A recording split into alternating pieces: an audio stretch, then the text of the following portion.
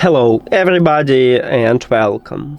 In this video I'm going to show you how to change Equalizer preset for your earbuds HUAWEI Freebuds 7i.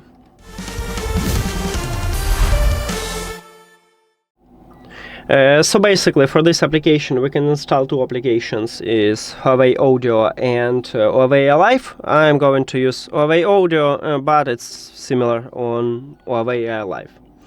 Open the application, then at the headphones menu you need to scroll down and click at the sound effects. And here is Equalizer list. Select the best preset for you. You can also select custom preset. I don't have one, but if you have, you can use it. Now, let's say I wanna use symphony preset. Just click on it. Now we use it. We can go back and we can check it also right here, which preset we use. And that's it. Thank you for watching this video. If you found it helpful, please consider subscribing to channel and leave the like on the video. See you later!